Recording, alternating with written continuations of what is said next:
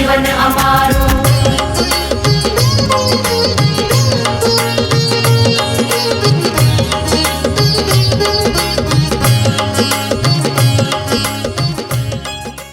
अगला पॉइंट पढ़ते हैं। इसके बाद फर्टिलाइजेशन के बाद अब जो फलन हुआ, मेल फीमेल गैमेट मिले, जायगोट बना, उसके बाद जब एम्ब्रियो भ्रूण बनेगा तो उसका डेवलपमेंट कैसा होगा? क्या लार्वल कंडीशन होती है? नहीं होती है। लार्वल कंडीशन नहीं होती है तो डेवलपमेंट डायरेक्ट हो गया। और जो इम्पोर्टेंट पॉइंट है वो ये कि development takes place in uterus of mother, माता के गर्भाशय में जो भ्रूण है उसका डेवलपमेंट होता है। अब माता के गर्भाशय में डेवलपमेंट हो रहा है, लेकिन क्या वो गर्भाशय के अंदर डायरेक्टली अटैच है? नहीं। इसमें हम याद रखना पड़ेगा कि हम एम्नियोटिक ग्रुप में आते हैं। इसका मतलब हमारे भ्रूण के चारों तरफ 4 मेम्ब्रेन, 4 कोथलियां होगी। उन चारों कोथलियों, चारों कलाओं के नाम याद होने चाहिए। नाम देखिए, एम्नियोन, एलेंटोइस, कोरियोन एंड योक्सेक। योक्सेक हमारे ऊपर रिड्यूस्ड हो जाता है। क्यों? क्योंकि जनरली हमने पढ़ा था कि पक्षियों में जो अंडे होते हैं उनमें जो भ्रूण बन रहा होता है उनमें योक्सेक का कार्य होता है न्यूट्रिशन देना। लेकिन हमारे अंदर न्यूट्रिशन देने के लिए क्या बन गया? जरायु। माता के जो गर्भाशय है उसकी पेशियां और जो भ्रूण डेवलप हो रहा है उसकी कुछ मसल्स, उसकी कुछ पेशियां मिलकर एक कनेक्शन बनाती है जिसे जरायु कहते हैं। वो हमारे अंदर न्यूट्रिशन देने का काम करता है। तो placenta is temporary feto material connection form during pregnancy. यही उस प्लेसेंटा के बहुत सारे वर्क अभी हम पढ़ेंगे। एम्नियोन, कोरियोन, वेलेंटोइस, इनका क्या फंक्शन है ध्यान से समझेंगे। ध्यान दीजिएगा। यहाँ पर हम बात कर रहे हैं कि बहुत सारे एनिमल्स जो हैं वो जरायु के द्वारा न्यूट्रिशन पाते हैं, इनमें ट्रू प्लेसेंटा पाया जाता है। ये भी कैरेक्टरिस्टिक सिस्टम का इंपॉर्टेंट हुआ क्योंकि केवल मैमल्स में ही ट्रू प्लेसेंटा पाया जाएगा। ठीक है, लेकिन कुछ मैमल्स ऐसे होंगे, जैसे मैंने अभी अभी कहा कि वो क्या करते हैं? अंडे देते हैं। तो अंडे देंगे तो उनमें ट्रू प्लेसेंटा सवाल पैदा नहीं होता। ठीक है, प्लेसेंटा जरायु होगा ही नहीं। कुछ ऐसे भी पढ़ेंगे, फॉर एग्जाम्पल जैसे कंगारू की बात करें तो कंगारू के अंदर जो बेबी होते हैं वो इमेच्योर बेबी को प्रोड्यूस करते हैं। तो उनके अंदर जो प्लेसेंटा होता है वो ट्रू प्लेसेंटा नहीं होता। इसीलिए तो बच्चे जो होते हैं वो पूरे भी डेवलप नहीं होते, उससे पहले उनका बर्थ हो जाता है। बाद में उनको वो किस में रखते हैं? मार्सुपियम, उनके अंदर जो कोथली होती है उसके अंदर रखते हैं, उसी में वो डेवलप होते हैं मार्सुपियम। इसीलिए वो कौन सी क्लास में जाते हैं? मार्सुपियल्स। बराबर ना? ये पॉइंट याद रखिएगा। तो प्लेसेंटा के फंक्शन क्या है हमने पढ़ा हुआ है। रिप्रोडक्टिव सिस्टम जब मेमल्स का पढ़ाया था ह्यूमन का, तो हमने बोला था आपको प्लेसेंटा का वर्क केवल न्यूट्रिशन देना नहीं है। जो भ्रूण के अंदर वेस्ट प्रोडक्ट बन रहे हैं उन वेस्ट प्रोडक्ट को भी वो क्या करेगा? ब्लड के थ्रू एक्सक्रीट करेगा। यानी एक्सक्रीशन में उसका वर्क हुआ। ऑक्सीजन, कार्बन डाइऑक्साइड का ट्रांसपोर्टेशन, गैस एक्सचेंज में भी वो मदद करेगा और न्यूट्रिशन में तो ये मदद करेगा ही करेगा। तो जरायु के बहुत सारे कार्य होंगे और जरायु कभी कभी टेम्परेरी एंडोक्राइन ग्लैंड, अंतःस्रावी ग्रंथि, हार्मोन्स भी स्रावित करता है। ओके, तो चलिए अगला पॉइंट डिस्कस करते हैं डेवलपमेंट में ही। देखिए, जब हम कहते हैं कि बच्चे का बर्थ होता है तो मेमरी ग्लैंड्स जो होती है वो मिल्क प्रोडक्शन करेगी और बेबी जो होगा उसको मिल्क पिलाया जाएगा। जैसे कि मैंने पिछली क्लास में कहा था कि सरीसृप जो होते हैं, जैसे कुछ लोग बोलते हैं कि सांप दूध पीते हैं, क्या सही है? नो। क्यों? क्योंकि मिल्क जो होता है वो केवल मैमल्स के अंदर ही बनाता है और मैमल्स के बेबीज के लिए ही होता है। याद रखना है। मिल्क ओनली मेमरी ग्लैंड्स में बनेगा और मेमरी ग्लैंड्स केवल से स्तर में पाई जाएगी और वो किसके लिए बनेगा? मिल्क अपने बेबीज के लिए ही बनाएंगे। तो mammary glands are present in female to produce the milk. Mammary glands में पाए जाने का स्पेशल कैरेक्टरिस्टिक है। Young ones are nourished on milk for the some time after the birth. Birth के बाद कुछ दिनों तक, कुछ टाइम तक, कुछ महीनों तक मिल्क के द्वारा जो छोटे बच्चे होते हैं उनको नरिशमेंट या न्यूट्रिशन मिलता है and are brought up with a great care and love. इसका मतलब क्या हुआ कि इनमें पेरेंटल केयर बहुत अच्छी पाई जाती है। हमारे अंदर नेचर में ब्रेन को बहुत डेवलप किया है। क्यों? जितना ज़्यादा ब्रेन डेवलप हुआ है उतनी ही पेरेंटल केयर बढ़ी है। यानी कि शस्त्रों में सबसे ज़्यादा पेरेंटल केयर पाई जाती है। बच्चों का सबसे ज़्यादा ख्याल कौन रखते हैं? मैमल्स, चाहे वो गाय ही क्यों ना हो। आप देख सकते हैं ये गाय अपने बेबी को जन्म देने के बाद इसको चाट रही है ना, और कुछ महीने तक इसको दूध भी पिलाएंगे। इनको पता होता है कि इनका बेबी जो है उसको कब भूख लग रही है, कब नहीं लग रही है। ऑक्सीटोसिन हार्मोन, उसके प्रति जो स्नेह है, जो लव है, जो केयर है, वो इनमें ग्रेट लेवल पे होती है, मतलब बहुत ज़्यादा लेवल पे होती है। कारण क्या है? ब्रेन के हाइपोथैलेमस का डेवलप होना। ब्रेन में हमने पढ़ा था जो हाइपोथैलेमस है वो हमारा लव हार्मोन स्रावित करता है, ठीक है ना। जो स्नेह हार्मोन है, एक फादर का अपने बेबी के लिए जो स्नेह होता है वो ऑक्सीटोसिन हार्मोन की वजह से होता है। तो ये सब कुछ हमारे अंदर ऑक्सीटोसिन हार्मोन करवाता है। इसीलिए हमारे अंदर क्या पाई जाती है? बहुत ज़्यादा पेरेंटल केयर, अपने बच्चों के प्रति स्नेह पाया जाता है। चाहे वो कैसा भी मैमल्स हो, ठीक है, चाहे वो व्हेल और डॉल्फिन ही क्यों ना हो, जो मछलियाँ हैं, लेकिन वो मछली वाले ग्रुप में नहीं है, सस्तन में है, उनमें भी पेरेंटल केयर पाई जाती है। याद रखिएगा। लैक्टेशन के बारे में ये पॉइंट क्लियर। मेमरी ग्लैंड से मिल्क का निकलना, ठीक है। इमोशनली जैसे बेबी होता है ऑटोमेटिक जो मदर होती है उनके जो स्तन होते हैं उनमें मिल्क भरने लगता है ऑटोमेटिक, क्योंकि कौन करवाता है? Oxytocin hormone. चलिए नेक्स्ट पॉइंट डिस्कस करते हैं। इसके बाद अब आते हैं, इस तरह से अपने सारे जो फीचर्स थे मैमेलियंस के वो सब क्लियर किए। अच्छे से सभी पॉइंट्स याद रखिएगा। जो जो एडवांस कैरेक्टरिस्टिक है मैं एक बार फटाफट आपको रिपीट करवा देता हूँ। कौन कौन से कैरेक्टरिस्टिक केवल मैमल्स के लिए इंपॉर्टेंट है, जो उनके स्पेसिफिक है। नंबर 1, पहला कैरेक्टरिस्टिक स्तन ग्रंथियों का पाया जाना, नंबर 1। नंबर 2, बाह्य कर्णपल्लव उपस्थित होना, ये भी केवल मैमल्स में होगा। नंबर 3, डायाफ्राम उरोदर पटल का पाया जाना, ये भी केवल मैमल्स का कैरेक्टरिस्टिक है। इसी तरीके से जरायु प्रू प्लेसेंटा का पाया जाना, ये भी केवल किसका कैरेक्टरिस्टिक है? ओनली सस्तन। 7 ग्रीवा कशेरुकाओं का उपस्थित होना, ये भी केवल मैमेलियंस का कैरेक्टरिस्टिक है। तो ये जो स्पेसिफिक कैरेक्टरिस्टिक छाट के हम बोल रहे हैं ये सभी आपको याद होने चाहिए। जितने भी आपने ये पॉइंट्स पढ़े हैं उनमें से वो कैरेक्टरिस्टिक अलग कीजिए जो केवल मैमल्स के लिए स्पेसिफिक है, ठीक है। ये पूछा जा सकता है कि बताइए इनमें से कौन सा मैमेलियन का कैरेक्टरिस्टिक फीचर है, तो वो सस्तन के भी दे देगा, सरीसृपों को भी दे देगा और उभयजीवियों को भी दे देगा। उसमें से आपको अलग करना है कि कौन सा कैरेक्टरिस्टिक केवल मैमल्स का है। क्लियर? अगर वो बोल दे कि खोपड़ी डायकोंडाइलिक या मोनोकोंडाइलिक तो आपको याद रखना पड़ेगा सस्तन में कैसी होती है खोपड़ी? डायकोंडाइलिक, द्विकंदुकी है, ये भी उनका स्पेसिफिक कैरेक्टरिस्टिक हो गया। तो ऐसे सभी स्पेसिफिक कैरेक्टरिस्टिक अलग से याद रखिएगा। हार्ट में हमने कहा लेफ्ट और राइट, लेफ्ट सिस्टमिक आर्क किसमें निकलती है? मैमल्स में, जबकि राइट सिस्टमिक आर्क किसमें निकलती है? 4 चैम्बर्ड बर्ड्स में भी होता है, मैमल्स में भी होता है, लेकिन डिफरेंस आ गया राइट और लेफ्ट में। क्लियर? चल अगला पॉइंट डिस्कस करते हैं, उसको याद रखने का सिंपल सा तरीका है।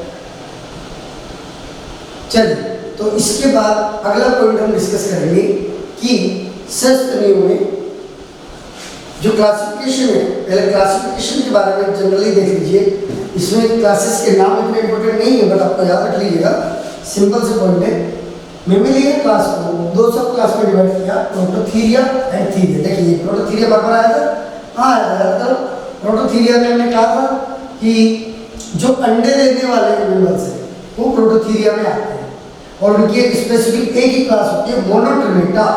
याद रखिएगा, प्रोटोथीरियंस मोनोट्रिमेटा क्लास, एग लेइंग मैमल्स, अंडे देने वाले जितने भी मैमल्स होते हैं वो मोनोट्रिमेटा क्लास में जाएंगे, प्रोटोथीरियंस में जाएंगे, एक ही। इसी तरह थीरिया को फिर आगे डिवाइड किया, देखिए मेमल्स को दो पार्ट में डिवाइड किया, प्रोटोथीरिया एंड यूथीरिया। अब ये जो थीरिया है किस आधार पर डिवाइड किया, ये बच्चे देने वाले विविपेरस, ये ओविपेरस अंडे देने वाले। उसके बाद जो बच्चे देने वाले उनको भी दो पार्ट में डिवाइड किया। बच्चे के अंदर न्यूट्रिशन किससे मिल रहा है उसके आधार पर, अगर उनमें ट्रू प्लेसेंटा है, जरायु जो है वो ट्रू है तो उसको रख दिया यूथीरिया में। अगर वो ट्रू प्लेसेंटा नहीं है, मतलब कैसा प्लेसेंटा है, योग से प्लेसेंटा है,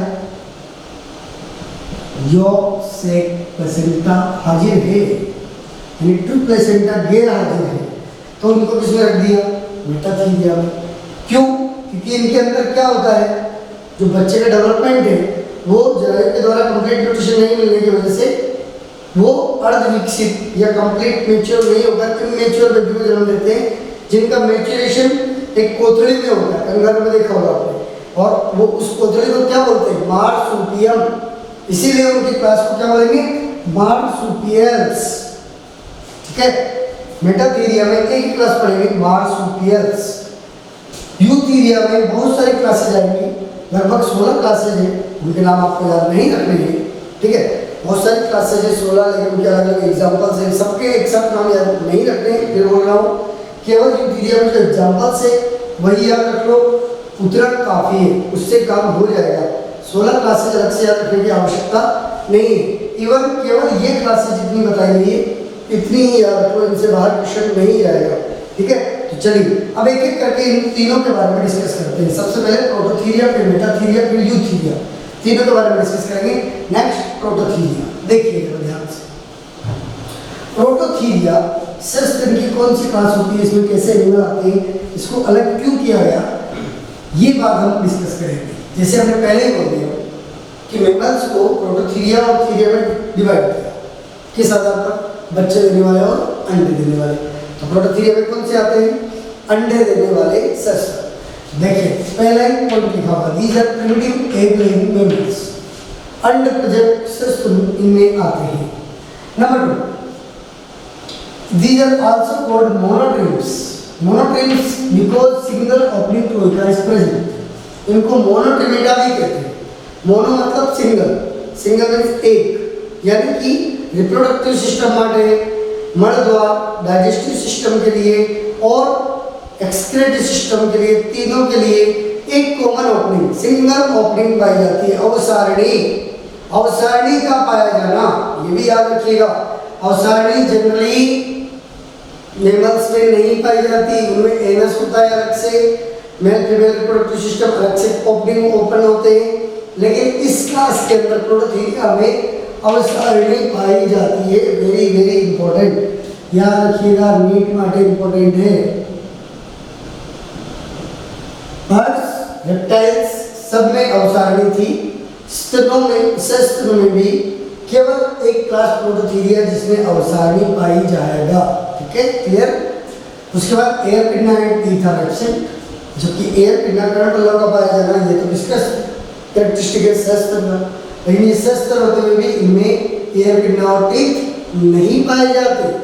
ओके, उसके अलावा देखिए कार्पस कैलोसम, ये भी किसका कैरेक्टरिस्टिक था ब्रेन के अंदर, सस्तन का, लेकिन वो भी एब्सेंट है। चलिए जी, कोई बात नहीं। मेमरी ग्लैंड्स है लेकिन विदाउट निप्पल्स, निप्पल्स हाजिर नहीं है। टेस्टिस है लेकिन वो कैसे हैं, वृषण कोथड़े में, उधर गुहा के बाहर नहीं आए, उधर गुहा में ही रह गए, ये भी इंपॉर्टेंट है, याद रखिएगा। ये दोनों पॉइंट याद रखना है, cloaca and intraabdominal testis are present. Clear, याद रखना। प्रोटोथीरिया जो क्लास है इसको सरीसृप और मेमल्स के बीच की योजक कड़ी भी कहते हैं। क्यों, ध्यान से देखिए आप, सरीसृप और मेमल्स के बीच की योजक कड़ी इसलिए कहते हैं क्योंकि इनमें कुछ लक्षण सरीसृपों के पाए जाते हैं, कुछ लक्षण मेमल्स के पाए जाते हैं। ठीक है, मेमल्स के क्या लक्षण है, मेमरी ग्लैंड्स का पाया जाना, सरीसृप के क्या लक्षण है, अंडे देते हैं भाई। ठीक है, इसी तरह से क्लोएका का पाया जाना, इसके कैरेक्टरिस्टिक है सरीसृपों का। ठीक है ना, तो ये सब पॉइंट्स याद रखने वाले हैं। कि इनको सरीसृप और मेमेलियंस के बीच की योजक कड़ी कहा जाता है। अब ये जो 3 कैरेक्टरिस्टिक की जब हम बात कर रहे हैं तो कौन कौन से वो कैरेक्टरिस्टिक है उनके बारे में भी जनरली हम डिस्कस कर ही लेते हैं यहाँ पर जब हम बात ही कर रहे हैं। तो देखिएगा बहुत ध्यान से, इनको क्यों कनेक्टिंग लिंक कहा गया। प्रोटोथीरियंस को रेप्टाइल्स और मेमेलियंस के बीच की कनेक्टिंग लिंक कहा गया। ये पॉइंट इंपॉर्टेंट है इवोल्यूशन के आधार पर भी। तो देखिए रेप्टाइल्स एंड मेमल्स, रेप्टाइल्स के कौन कौन से कैरेक्टरिस्टिक है अलग से याद रखिए। पहला ओविपेरस, अंडे देते हैं, ये रेप्टाइल कैरेक्टरिस्टिक हो गया। क्लोएका का पाया जाना ये भी डिस्कस कर लिया हमने। इसके अलावा इंट्रा एब्डोमिनल टेस्टिस, ये तीनों पॉइंट यहाँ लिखे हुए हैं। तीनों के तीनों कैरेक्टरिस्टिक रेप्टाइल्स के। फिर मेमल्स के कैरेक्टरिस्टिक कौन से दिख रहा है यहाँ पर, मेमरी ग्लैंड्स का पाया जाना पहली बात। नंबर 2, इनकी बॉडी पर हेयर्स पाए जाते हैं। हेयर्स का पाया जाना ओनली मेमेलियन कैरेक्टर। इसके अलावा complete 4 chamber heart, 4 chamber heart का पाया जाना, ये भी किसका कैरेक्टरिस्टिक है, मेमेलियंस का, रेप्टाइल्स का नहीं। तो ये 3 कैरेक्टरिस्टिक मेमल्स के, ये 3 कैरेक्टरिस्टिक रेप्टाइल्स के, दोनों के लक्षण पाए जाने के कारण इसको क्या बोल देते, connecting link between reptiles and mammals. It is important, याद रखिएगा, इन्हें रेप्टाइल्स और मेमल्स के बीच की योजक कड़ी कहते हैं क्योंकि इनमें दोनों के लक्षण पाए जाते हैं।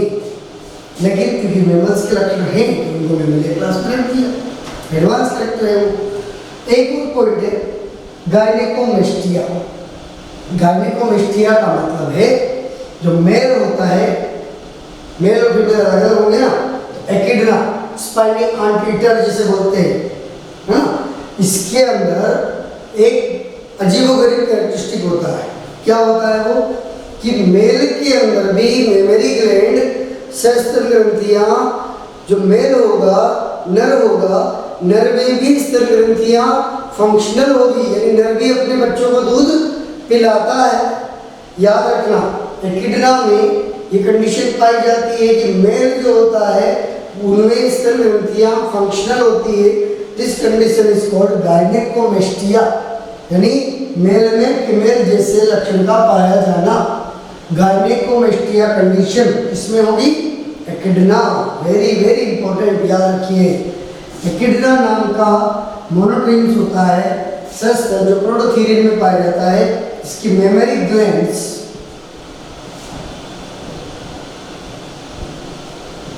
फंक्शनल होती है। ओके, याद रखना पॉइंट। और मोनोट्रिम्स क्यों बोलते हैं ये भी याद रखना। मोनोट्रिमेटा अलग से क्लास क्यों बोला, क्योंकि मोनोट्रिम यानी सिंगल ओपनिंग है, डाइजेस्टिव सिस्टम, रिप्रोडक्टिव सिस्टम और एक्सक्रीटरी सिस्टम वाले, जिसे क्या बोलते हैं, क्लोएका या अवसारणी, इसीलिए मोनोट्रिम्स। इसका कैरेक्टरिस्टिक है सरीसृपों का, लेकिन आते किसमें, मेमल्स में, क्योंकि मेमल्स का कैरेक्टरिस्टिक भी है। इस तरह से ये सभी पॉइंट्स जो जो मैंने यहाँ लिखे बहुत इंपॉर्टेंट है, याद रखना है। प्रोटोथीरियन क्लास के सभी कैरेक्टरिस्टिक याद रखने वाले हैं, जो जो मैंने अंडरलाइन लगाए हैं जरूर याद रखिएगा। अगली क्लास में चलते हैं। चलिए, इसके अलावा देखिए यहाँ क्लियर लिखा हुआ है, ये हमने पहले ही डिस्कस कर लिया है कि इन्हें लिविंग फॉसिल्स कहा जा सकता है। जी डायग्राम देख रहे हैं, स्पाइनी आर्किटेक्टर कितने बड़े बड़े एकदम कांटे नुमा, इनमें क्या निकले हुए, कंटक निकले हुए, इसको बोलते हैं स्पाइनी आर्किटेक्टर, एकिडना, ठीक है। और यही जो स्पाइनी आर्किटेक्टर है एकिडना, इसका साइंटिफिक नेम है टेकिग्लोसस। यही होता है जिसमें मेल जो होता है उसमें भी मेमरी ग्लैंड फंक्शनल होती है, अपने बच्चों को दूध पिला सकता है, नर भी, है ना, ये भी पॉइंट याद रखना है इसके अंदर। Prototherians are the connecting link between reptiles and mammals, पढ़ चुके हैं। Found in Australia and near by Iceland, ये केवल कहाँ पाए जाते हैं, ऑस्ट्रेलिया और उसके आसपास के जो छोटे छोटे टापू हैं, द्वीप है, ये केवल वही पाए जाते हैं, यानी इनमें प्रोहिबिशन पाया जाता है। कौन सा? जियोग्राफिकल प्रोहिबिशन इज प्रेजेंट, केवल एक पर्टिकुलर उन्हीं जगहों पर होंगे।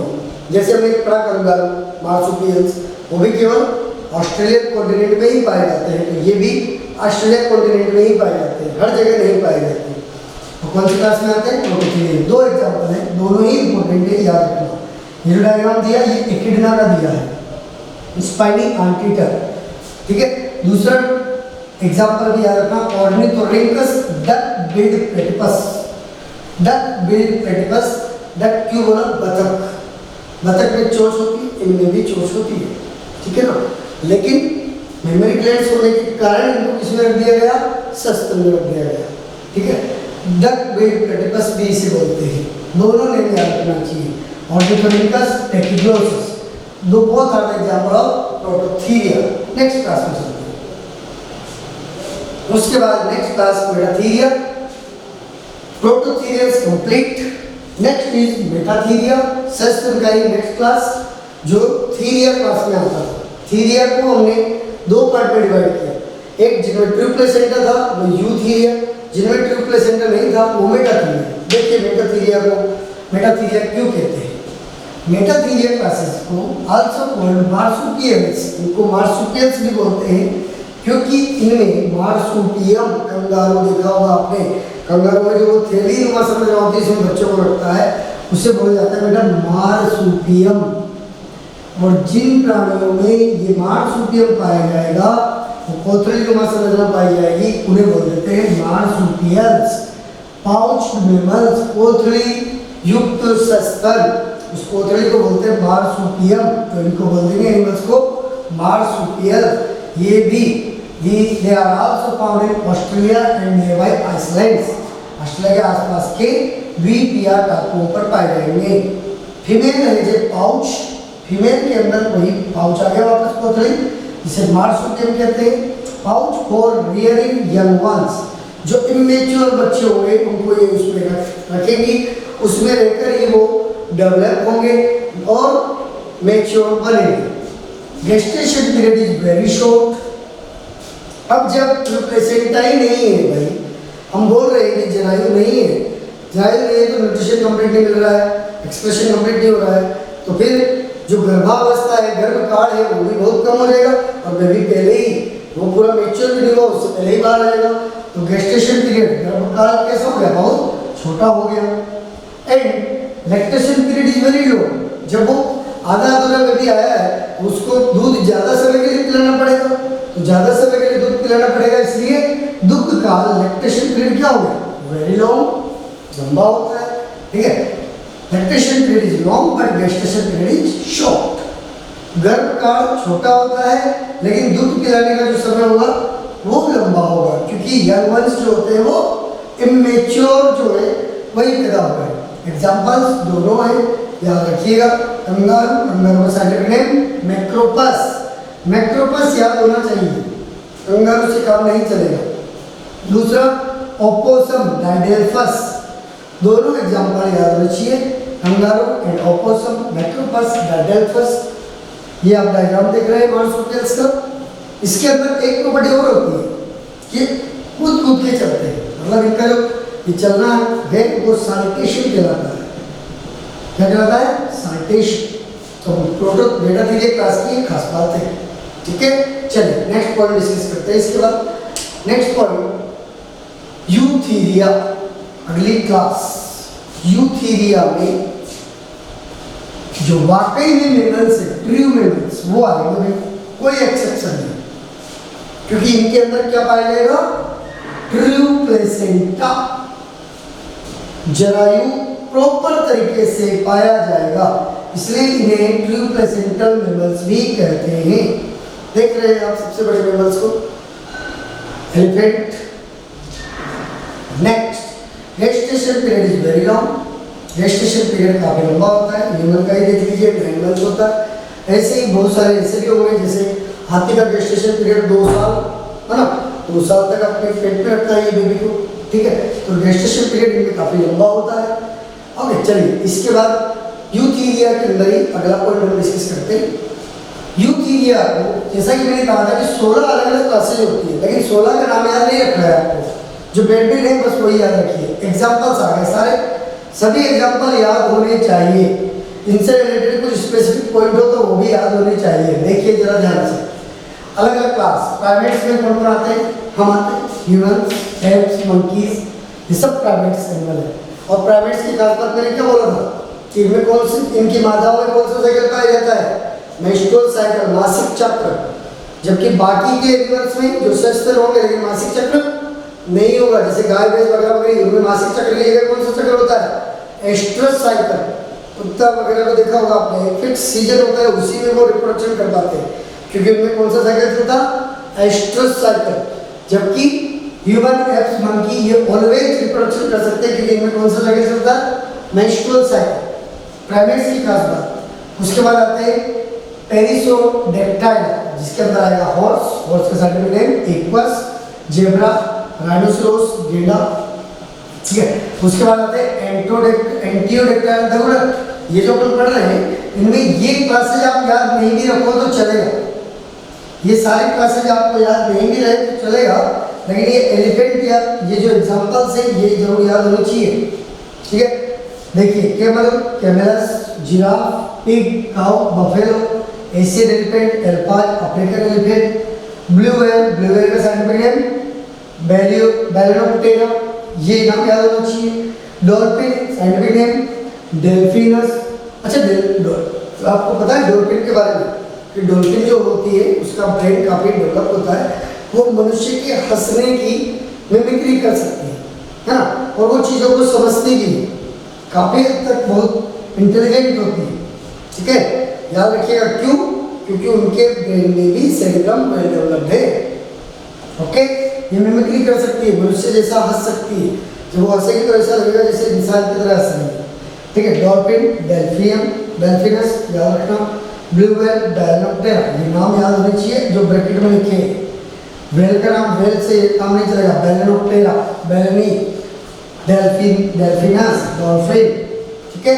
चलिए तो ये एग्जांपल्स शस्त्र के कंप्लीट हुए। अगला पॉइंट डिस्कस करते हैं, एक और देखिए इतने सारे एग्जांपल्स है ना, सब याद नहीं रखने, कुछ ही इंपॉर्टेंट याद रखने, जैसे डॉग, डॉग का scientific name Canis, cat, Felis, ठीक है। Tiger, Panthera, rat, Rattus, mouse, Mus, guinea pig, Cavia, rabbit, Oryctolagus. मैं बता देता हूँ कौन कौन से आपको याद रखने हैं। रैबिट का याद रखना है, ऑरिक्टोलेगस, ठीक है। हेयर का याद रखना है, लेपस, जबकि मैंने हेयर के अलावा जब मैंने बात किया था घोड़े की, हॉर्स की, तो वहाँ क्या लिखा था, इक्वस, वो इक्वस से ही लेपस है, दोनों में फर्क है, ठीक है। इसके बाद मॉल, ये याद रखो, इवोल्यूशन में भी आया था मॉल, मॉल का scientific name Talpa. Shrew, Sorex, the smallest mammals, सबसे छोटे मैमल होते हैं, उंगली के ऊपर भी आ जाते हैं, एक उंगली के ऊपर नजर आ जाएंगे, सॉरी, ठीक है। डॉग, ये भी याद रखिए, Canis, cat, Felis, bat, important है, डेस्मोडस, बैट तो इंपॉर्टेंट है ही, उड़ने वाले सस्ते, ठीक है ना, डेस्मोडस। बस ये जो स्टार लगा है ये एग्जांपल याद कर लीजिएगा, बाकी को याद नहीं रखो तो चलेगा।